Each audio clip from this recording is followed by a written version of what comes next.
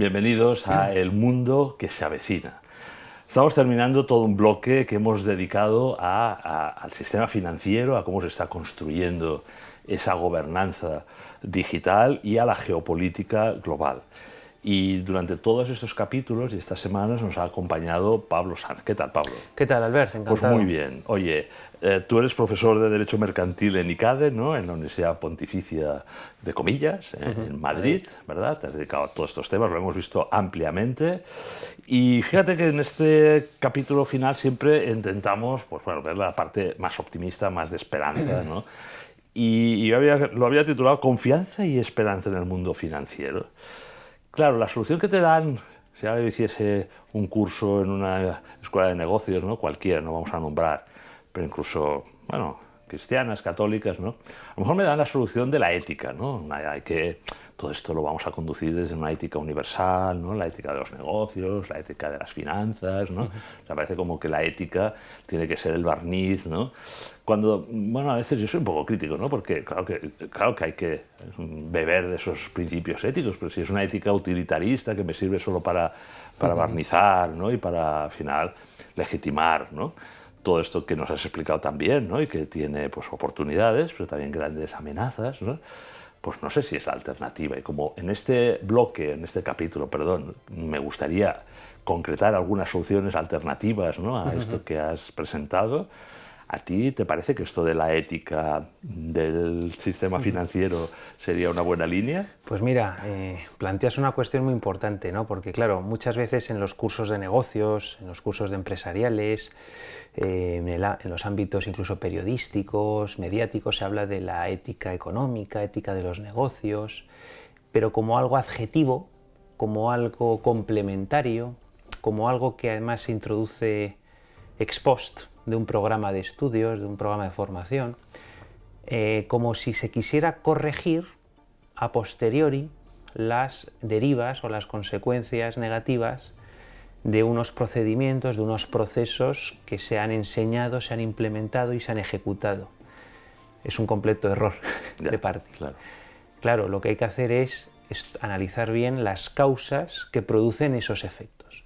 Y yo empezaba en la primera entrega, ¿no? Hace ya varias semanas, hablábamos de que la economía, las finanzas, igual que el derecho, son una parte de las ciencias morales. Entonces, la economía es ética aplicada, quiero decir, no es una cosa diferente que pueda complementarse, matizarse, organizarse éticamente o no éticamente, es que es la expresión de todos unos subyacentes que nos llevan en un entorno de ósmosis cultural, en última instancia, a planteamientos antropológicos, sociológicos, teológicos y metafísicos. Con lo cual, para entender la derivación de una teoría económica, de una praxis financiera, jurídica, hay que entenderlo en sentido de continuidad con los otros elementos de una cadena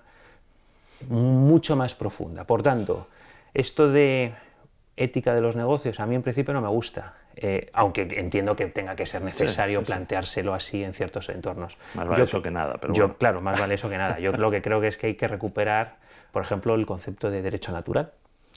En sentido, además, dentro del mundo católico lo tenemos muy trabajado y no hay que remontarse no, hombre, Santo Tomás, claro, pero no, podemos trabajar, por ejemplo, con la escolástica española, con la Escuela de Salamanca y, por ejemplo, en aspectos financieros, los grandes autores de la Escuela de Salamanca, olvidadísimos dentro del ámbito académico español, que tiene delito, porque claro, España produjo tal cantidad de doctrina, de sana doctrina sobre los precios, sobre los contratos, sobre la propiedad, sobre la usura, sobre el interés financiero. Autores como Luis de Molina, Domingo de Soto, Francisco Suárez. Autores que han sido olvidados, que no se leen. No quiero tampoco generalizar. Claro que hay personas que han trabajado, que han traducido, desgraciadamente algunos muy mayores, que ya pues o fallecen, sus obras pues ya no son reeditadas, pero es verdad que España, con ese potencial que tuvimos como país en el siglo XVII, XVI y todo ese bagaje cultural que forma parte del legado de la hispanidad y de la Iglesia Católica, que entronca, por supuesto, con la filosofía helénica, con el derecho romano y con la filosofía cristiana y con la Iglesia Católica, pues claro, evidentemente ahí yo creo que hay un potencial de reorientar ciertos contenidos para hacer una economía más digna, más humana, más participativa, más colaborativa. Del bien común. Claro.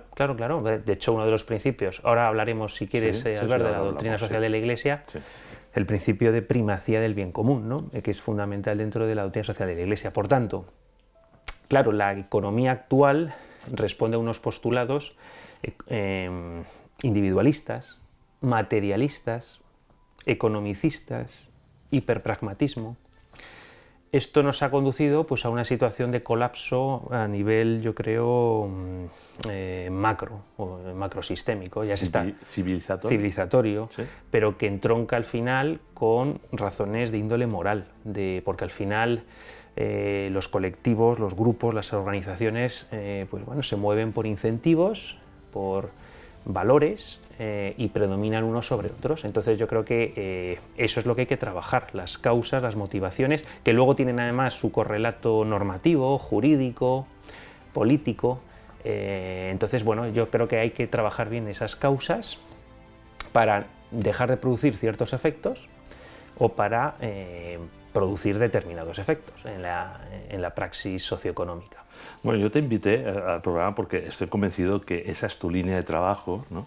Esa conjunción que decíamos en tu presentación al principio del bloque, ¿no? Entre derecho mercantil financiero, pero también humanista, pensador.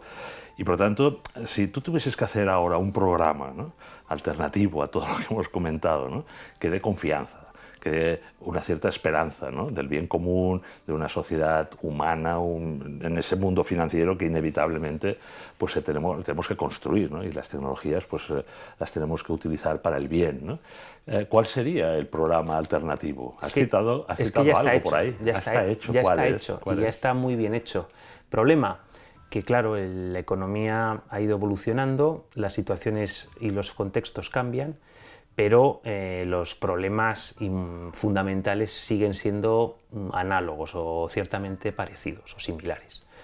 Entonces, bueno, hay que irse a la doctrina social de la Iglesia, quizá habría que desarrollarla, actualizarla, explicarla, reelaborarla, pero no en el sentido de cambiar sus fundamentos, que son... ¿Cuáles son sus fundamentos en este ámbito financiero? Claro, bueno, nos podemos retrotraer a León XIII, ¿no?, a Rerum Novarum, o a 1931. Año, no sé bueno, si pues los 40 años, yo cogería como referencia 1931, que se cumplen los 40 años con la 40º año de Pío XI. Entonces, en ese texto, por ejemplo, hay una expresión de Pío XI que a mí me gusta mucho, porque él condena el socialismo, condena el socialismo principalmente porque va contra la providencia, o sea, el estatismo, la estatolatría, va contra la providencia divina. Pero también es verdad que critica ciertas derivas del capitalismo, del liberalismo, ¿no? Entonces, ¿dónde está la clave? Que la doctrina social de la Iglesia, con sus principios, que ahora podemos comentar algunos, ya hemos mencionado uno, principio de primacía del bien común, pero hay muchos otros principios que luego también, por supuesto, Pablo VI, ¿no?, con la Populorum Progressio, luego, por ejemplo, también Centesimus Annus, ya de Juan Pablo segundo, bueno, Ratzinger, por supuesto, que con sus encíclicas, o sea, hasta Papa Francisco han ido actualizando los principios, las problemáticas con las que se enfrenta la humanidad. Y hay que decir una cosa, que es que la doctrina social de la Iglesia, que es un punto muy equilibrado, está pensado más allá de Occidente y más allá del entorno de la Iglesia, es decir, que las encíclicas van a toda la humanidad, es decir, está pensado para todos los países, para todos los pueblos, no solamente para los pueblos más católicos o de cultura cristiana. Y entonces son cosas muy válidas que podrían adoptar un japonés, que podría ver con buenos ojos un indio, un ecuatoriano o una persona de Zambia. ¿Cuáles serían esto, aparte del principio de privacidad del bien común, que tiene su desarrollo, que habría que desglosarlo, pero tenemos el principio de función social de la propiedad, Por supuesto, claro, es que la propiedad no es un derecho natural absoluto, ni se permite legítimamente a un propietario hacer uso abusivo de sus propiedades, de sus bienes, ¿no? Ni acapararlos contra otros, etc., ¿no? Entonces eso todo está ya muy especificado, con un casuismo pues, del contexto. Por eso en los mercados virtuales, en todo lo que hemos hablado en los programas anteriores, quizá habría que pues, hacer algunas matizaciones, algunas ampliaciones, pero los fundamentos, ¿no? Por ejemplo, otro principio, ¿no? El principio de la función social de la propiedad y del destino universal de los bienes, o sea que van... Explícate un poco más. Porque claro, el destino universal de los bienes hace que tengamos que ver la propiedad y los contratos de manera más holística, más integradora. Entonces, evidentemente, yo creo que ahí hay un recorrido para todo lo que... Si queremos cambiar, no hacer una revolución de todo el sistema, porque hay cosas que funcionan, y la doctrina social de la Iglesia no es en sentido de hacer una revolución, porque además tampoco le compete a la Iglesia, sino son pautas, guías, recomendaciones, discernimientos que para todos los seres humanos, y qué es lo que hay que proteger, que es la dignidad del género humano, ¿no? Entonces, bueno, el principio de subsidiariedad es otro, ¿no? Es decir, ante las invasiones de las ideologías totalizantes que buscan que las comunidades humanas quedemos atrapadas o bien dentro del Estado o bien o subsumidas dentro de intereses corporativos, el principio de subsidiariedad, bueno, pues lo que nos potencia es, bueno, vamos a nosotros resolver, y los otros, las entidades superiores solamente van a entrar en juego, a resolvernos, a entrar en nuestras competencias cuando nosotros seamos incapaces de proveernos los bienes, los recursos, los servicios que necesitamos para desarrollarnos. Por tanto, el principio de subsidiariedad nos permite, digamos, reequilibrar y demarcar bien cuándo el Estado tiene que intervenir y cuándo no, cuándo las corporaciones y qué tamaño tienen que tener las corporaciones y qué dependencia tenemos que tener de ellas, ¿no? Entonces, pues bueno, yo creo que hay mucha profundidad en esos planteamientos, y yo creo que ahí hay mucho potencial para poder alumbrar soluciones prácticas, claro, en la economía ya digital, virtual, hiperglobal del siglo XXI. Pero justamente lo que hemos estado describiendo en los capítulos anteriores es que estas organizaciones internacionales, supranacionales, ¿no? Y esa gobernanza corporativa van totalmente al revés de esa subsidiariedad, ¿no? Es decir, que hay una recentralización, ¿no? Hay unos monopolios, hemos comentado que hay un control desde arriba, el pretender que esté milimetrado todos nuestros actos, nuestro comportamiento. Bueno, yo creo que va al revés, por eso hablamos de una etapa postcristiana, y la idea sería en este capítulo cómo animamos a que esto se revierta. Ellos pretenden de alguna manera revertir esos principios que acabas de decir, ¿no? Del bien común y tal. ¿Cómo hacemos ahora, sabiendo lo que se avecina, para revertir esa situación? Pues mira, hay que buscar fórmulas de participación en la economía, de democratizar verdaderamente la economía, porque la economía no está realmente democratizada, en el sentido de voz y voto de los diversos colectivos y grupos que formamos parte de la sociedad civil. Entonces, bueno, pues ahí lo que hay es otras fórmulas más allá de las modalidades societarias, corporativas, que dominan la economía mundial, ¿no? El cooperativismo, por ejemplo, la economía de base social tiene muchísimo potencial. En España tenemos varios sectores donde sí que tienen cabida, pero por ejemplo no se ha explorado, no se ha potenciado las cooperativas en otros ámbitos, ¿no? Las mutuas, es decir, potenciar la sociedad civil por diversos mecanismos para que también los bienes y servicios, el trabajo, el capital, pueda anudarse, pueda conjugarse de manera diferente, más equitativa, más digna de lo que actualmente el sistema genera. Más distribuida. Me atrevo a hacerte la pregunta. Más descentralizada también. A lo mejor no es procedente, y vuelvo... ¿La comunidad Bitcoin estaría dentro de lo que es esos parámetros de la doctrina social? Se puede prestar a mucho debate, ¿no? Si hay que tener... Yo ya dije, ¿no? que es difícil, ¿no? establecer un criterio general sobre una tecnología que da que puede dar unas ventajas, pero también puede generar ciertos inconvenientes, ¿no? Bueno, yo creo que en función de las capacidades, aptitudes de una persona, al final aquí pues me sumo un cierto casuismo, ¿no? Depende del patrimonio, depende del contexto de esa familia, de ese sujeto, del entorno, pues puede ser útil operar con algunas novedades tecnológicas y comunicarse mediante y generar comunidades virtuales en virtud de algunos elementos tecnológicos, de programación. No está mal, ¿no? O sea, no hay que tampoco... o sea, yo creo que en la doctrina social de la Iglesia en general no hay una cerrazón hacia nada en concreto, pero es verdad que el punto es antropocéntrico, el interés del ser humano es proteger su dignidad y mientras eso esté salvaguardado, luego ya a nivel operativo pues puede ser conveniente o no que ciertas comunidades puedan migrar a sus intercambios concretos a algunas plataformas, a algunas modalidades tecnológicas, con cuidado, con prudencia, pero claro, al final la doctrina social de la Iglesia es social, es decir, es ver la justicia social y entonces ver los efectos en los que estamos inmersos todos, no una persona en concreto, ¿no? Puede haber cierta tentación, ¿no?, de grupos incluso católicos, ¿no?, cristianos, de una cierta visión de opción benedictina, ¿no?, de alguna manera incluso plantear el trueque, ¿no? No sé si has estudiado un poco este tema, ¿no?, pero podría ser que dijese alguien, oye, mira, este sistema nos atrapa a todos, ¿no? Yo me quiero escapar, no quiero caer en las redes de este capitalismo de control o gobernanza corporativa y, por lo tanto, ofrezco, ¿no?, ahí donde sea posible, unas comunidades más pequeñas, familiares, ¿no?, alrededor de la familia, de esos valores cristianos, y el sistema económico que planteo pues es o una moneda específica digital, no sé si es posible, ¿no?, de una cierta comunidad concreta, o el trueque, ¿no?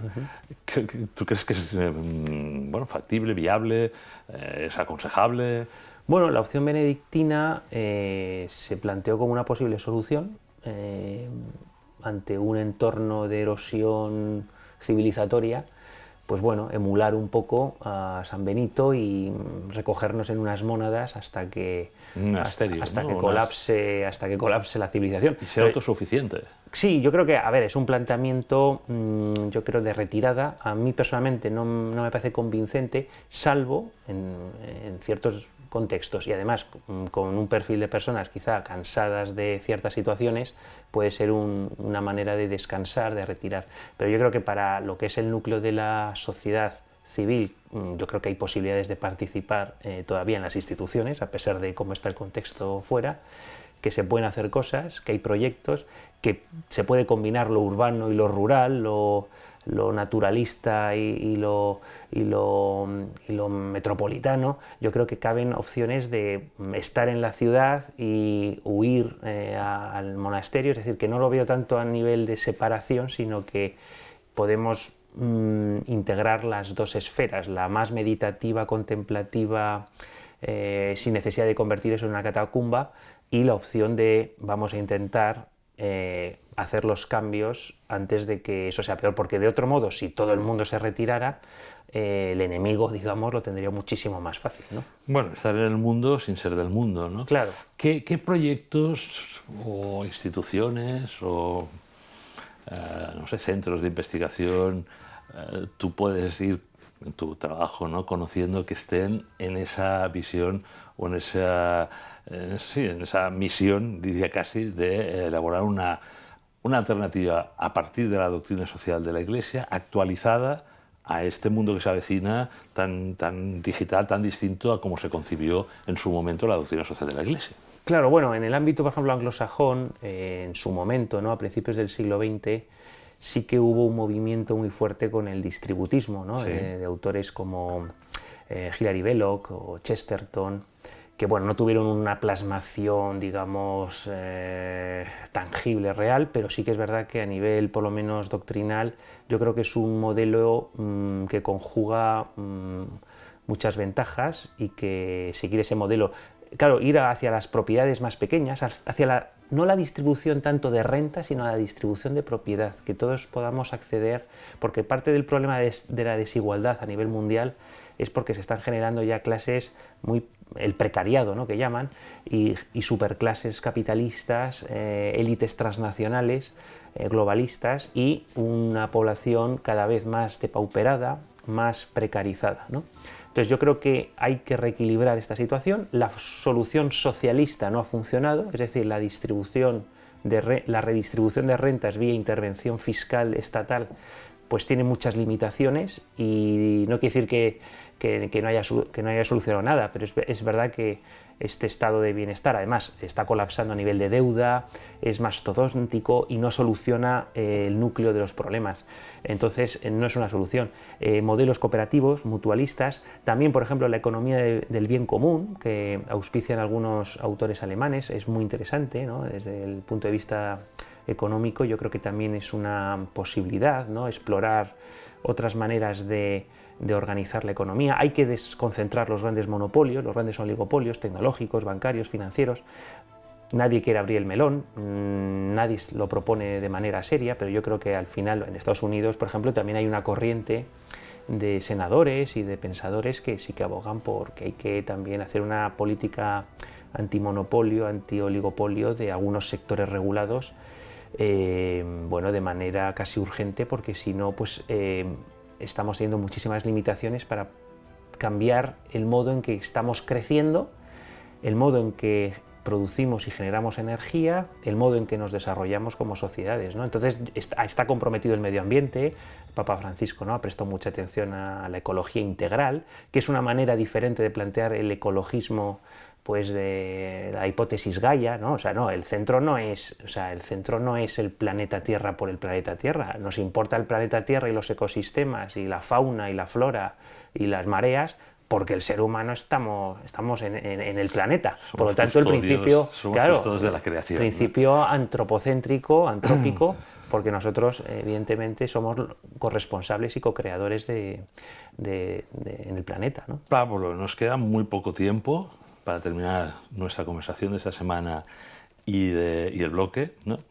Y como tú eres profesor, tú estás rodeado de jóvenes alumnos, ¿verdad?, bueno, que les tenemos que infundir confianza, esperanza, ¿no?, en este mundo que se avecina. Y ellos ya, creo que algunos, ¿no?, ya hemos visto que algunos son inconscientes y van ahí, ¿no?, a vender su iris, ¿no?